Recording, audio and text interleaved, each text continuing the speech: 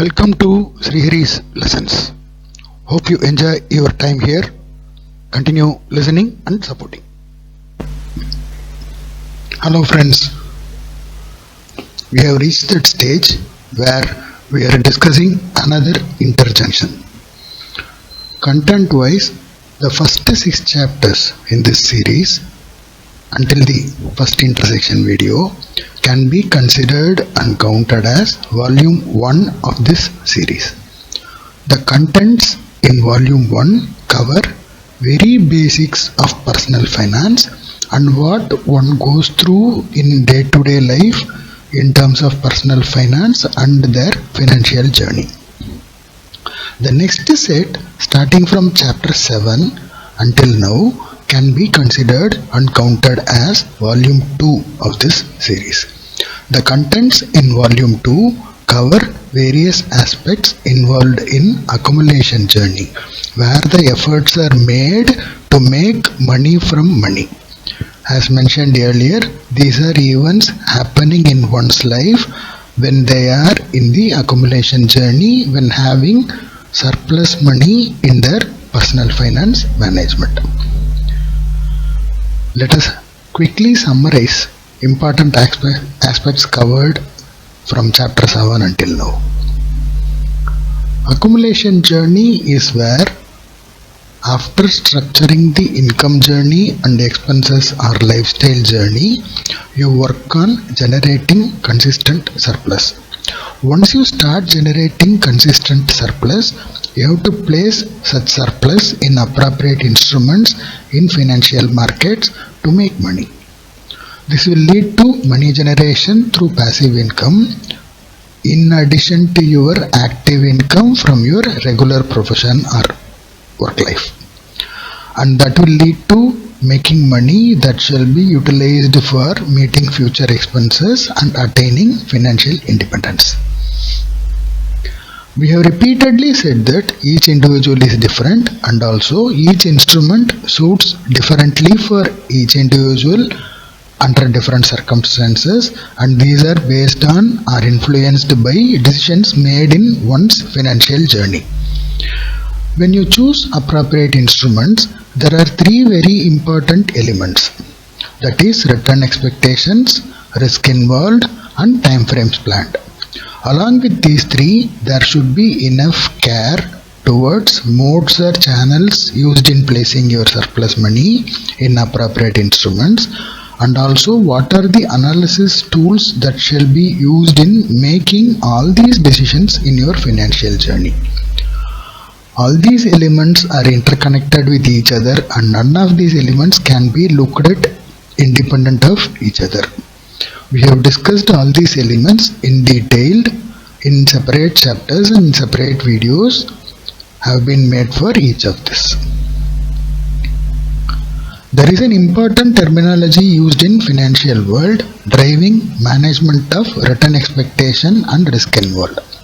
This is called fear and greed. We mentioned in earlier chapter about demand supply factors driving the price movements in financial markets. Overall demand supply working on any instrument is the result of something called group behavioral psychology.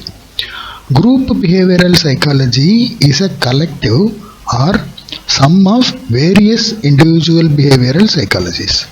This indirectly implies individual demand supply when collectively acts, that becomes the overall demand supply on the financial instrument. The individual demand supply is handled by 2 factors. One factor is the result of analysis and data, which are more data driven or science driven. The other factor is the result of emotional or psychological behavior of individuals or group of participants in the market. This emotional or psychological behavior, which experts say, is driven by fear and greed. When fear is more, in other words, one feels risk is more than reward, an individual tends to sell. When greed is more, In other words, when one feels return is more than risk, an individual tends to buy. The tendency to sell drives the supply side and tendency to buy drives the demand side. To summarize, the individual fear and greed shall drive the individual demand supply, and which will in turn drive the group demand supply, and this will lead to the price movement in the financial instrument.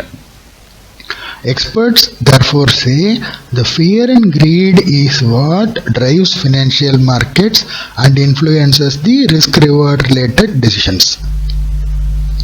When you look at return expectations, you should understand what are the benchmarks and you should not keep exorbitant or meager expectations. This cannot be decided without understanding risk involved in the money-making process. The returns and risk are two rails in a railway track. This is always referred as risk-reward. The risk-reward cannot be decided without properly fixing time frames. These three are the most important elements identified through your analysis in your planning. Along with these three, you should also plan the modes or channels and choosing relevant and appropriate tools for all these analysis. Modes or channels involves understanding and choosing the relevant type of marketplace, type of delivery, type of regulations, and type of participants. When you understand the risk involved, you should correspondingly make proper cover or hedging decisions to manage that risk element. All these are understood, analyzed, and decisions are made using appropriate and relevant tools like news and reactions, statistical tools, demand supply, etc. So that is the summary of what is discussed in the preceding chapters. In future, we will discuss different instruments, the process to be undertaken before and during the act of letting money making money, and methods of using different analysis elements. Also, we have to understand how different instruments suit different individuals under different circumstances and criteria for choosing, entering, and exiting different instruments. Basically, we shall look at how what we have seen so far in all the previous chapter applies in accessing different instruments in the financial journey and accumulation journey. With that, I'll close this. We will see you in the next video. Thank you. Welcome to Srihari's lessons. Hope you enjoy your time here. Continue listening and supporting.